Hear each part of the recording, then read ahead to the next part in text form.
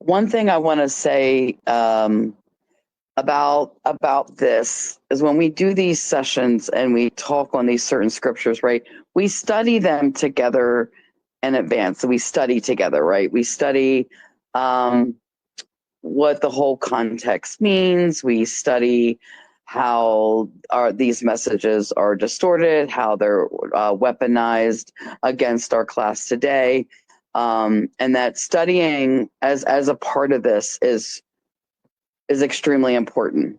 And so I just wanted to uplift that and appreciate that, because as somebody who, I live in Lancaster County, so I'm in the South Central Pennsylvania region, and I live in what's called the Bible Belt of Pennsylvania, and I was born and raised in this region, and still at 48, I'm still here. And as somebody who's queer identifying, I can say that it has been very tough. I definitely have experienced my share of religious trauma, and so have many people that I know. And some of us even experiencing that religious trauma still, as Tyrone was saying, right, still have this sense of spirituality need and things like that. And so we don't give up in talking about the Bible in a way that is unifying and shows this distorted narrative, right, that's utilized against us. And as was said, right, this has been going on for a long time, and it's a tactic used by a sector of the ruling class to divide us deliberately so that we don't unite, right? So that we fall for these divide and conquer tactics and don't come together. They've used it, so intensely in the past. One of the moments in history that I like to study a lot is the abolitionist movement, because I feel like there's a lot of lessons to learn there in our movement to abolish poverty today. That's how I see myself. I'm a poverty abolitionist, and queer folk like myself are disproportionately affected by poverty. And so are different sectors of the working class, because if we were all affected the same, it'd be too easy for us to unite. So this is designed deliberately. And there are many queer identifying folks in Put People First PA, the Nonviolent Medicaid Army, the National Union of the Homeless, as well as Freedom Church of the Poor. And you see us coming together across these fronts of struggle, not siloing out on just this particular front of struggle, right? And then I think about, which is very powerful, right? That's something they don't want us to do. Whereas Put People First PA is campaigning around fighting for healthcare as a human right for all, and Homeless Union around housing and the end to this oppressive system, and Freedom Church of the Poor battling this distorted moral narrative, right? It's important to bring this all together. And one thing that I've been very excited about as somebody who's a leader in these different organizations is we connected with a newborn group that kind of was came out of I believe it was either 2020, 2021. I think it was 2021. And have been building a relationship with them ever since that winter offensive.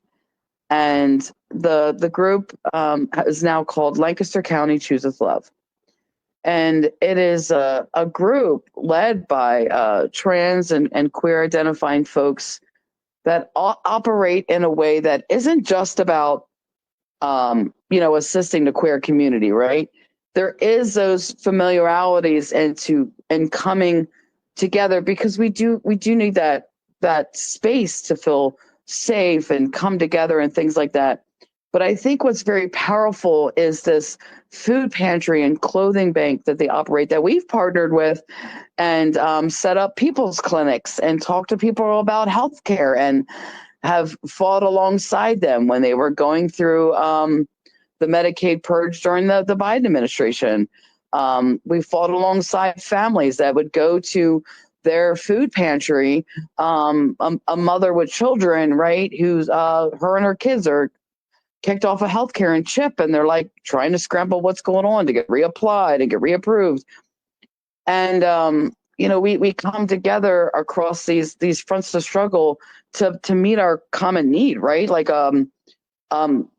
projects of survival, right? Like we're trying to be out there and survive. And I think like because of the way we have been indoctrined and for so long, there are folks that can pull away from that distorted moral narrative and see themselves in a greater fight to really create heaven on earth.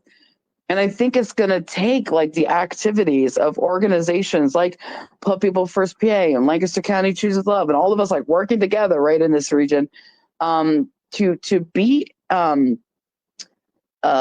take action together, right? It has taken action to organize in the way that they are between the community events, running their food pantry, having us there doing people's clinics.